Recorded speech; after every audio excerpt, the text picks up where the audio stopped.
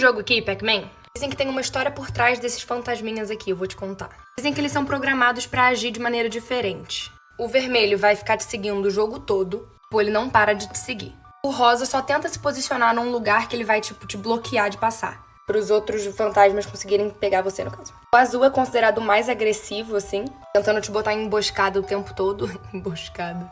E esse aqui, ele é meio aleatório. Pode tanto seguir você, quanto ficar parado num lugar, ele é meio avulso. Vocês sabiam disso?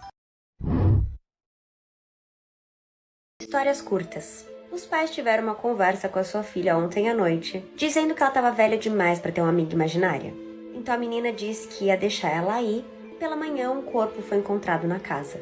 A namorada desse menino reclamou e perguntou por que ele estava respirando tão perto da nuca dela. Mas a verdade é que nem perto dela ele estava. O relógio marcava 00:07, quando unhas empurravam o seu peito e alguém tampava sua boca. Ela abriu os olhos aliviada que era só um sonho, até ver no relógio que eram 00:06, e a porta do seu guarda-roupa abrindo. Oi? Um cantor chamado DJ Ives, que em julho teve toda aquela história com a ex-mulher dele, que ele agrediu ela, e tinha diversos vídeos provando, tananã. A gente se depara com essa notícia. A Justiça do Ceará concedeu liberdade depois de 4 meses pra ele. Alguém, em nome de Deus, me explica por que esse cara está sendo solto? Vocês estão... Eu não sei o que comentar. É pra mostrar que tá tudo bem, bater em mulher, que você vai ficar preso um tempo e depois você vai sair, tá tranquilo? Não sei nem a quem a minha crítica vai em si. Eu só queria compartilhar isso com vocês, porque eu tô em completo choque. Deixa eu saber aqui nos comentários o que vocês acharam disso.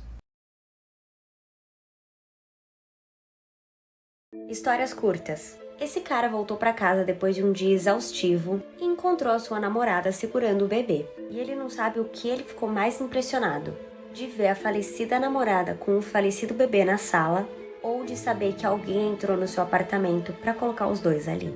Os manequins foram entregues na loja enrolados em plástico bolha. Do nada, na sala ao lado, era possível ouvi-los estourando. Por anos, essa casa na fazenda foi assombrada por crianças fantasmas, que apenas faziam barulhos do lado de fora. Eles não faziam mal, então eles acabaram se acostumando. O que realmente assustou foi quando eles ficaram quietos.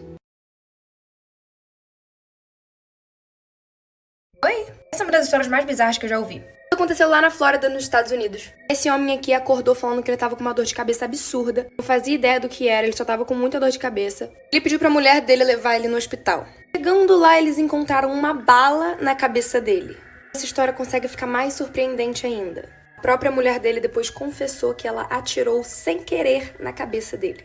Não sei qual é mais bizarro, o fato dele não ter morrido, essa imagem em si, ou a mulher dele ter dito que atirou sem querer. Enfim, me deixa saber aqui nos comentários o que você achou. No ano de 2014, na época do Halloween, uma cena macabra se passou nas ruas de Long Island. Um homem arrastou um corpo decapitado para fora do seu apartamento, deitou na rua e chutou a cabeça para o outro lado da calçada. Os que estavam ao redor acharam graça porque acharam que era só uma brincadeira de Halloween. Mas quando o curioso resolveu tirar o cadáver da rua, todos perceberam que era real. O corpo era de Patricia Ward, de 66 anos, que dava aula na Faculdade Estadual de Farmingdale, em Nova York. Naquela mesma noite, a polícia recebeu um chamado para outra morte. Derek Ward, o filho da Patricia, que havia sido atropelado por um trem. E logo tudo veio à tona. Derek sofria de uma grave doença mental e tinha assassinado sua própria mãe e se suicidado logo depois. E o motivo? Ninguém sabia. Oi, tá vendo esse cara aqui? Certo dia de manhã ele tava um pouco irritado. E uma mulher chegou perto dele, falando inglês, mas ele não entendeu e ele ficou, tipo, bem bravo.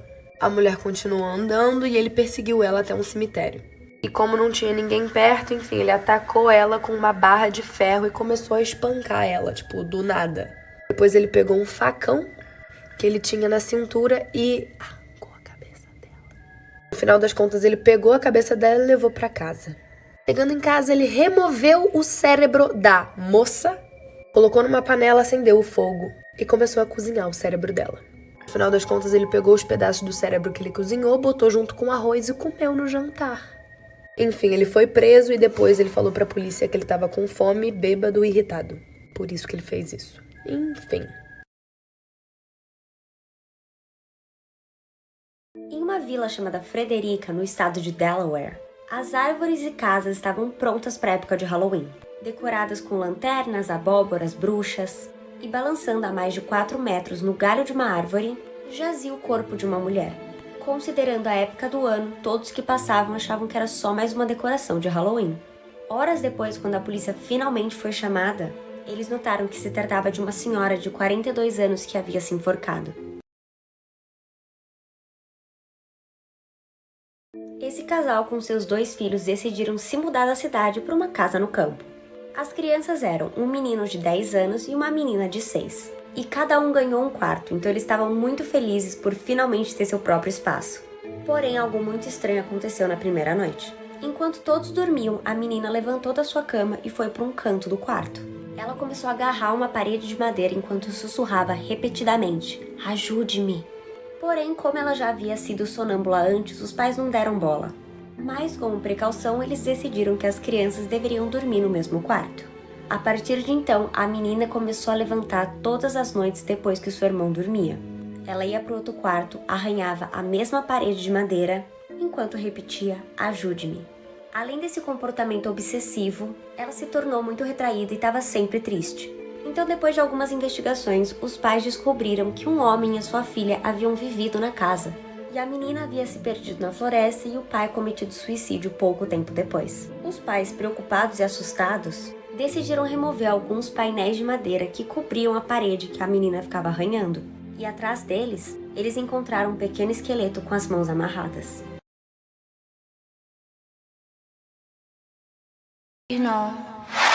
Savage.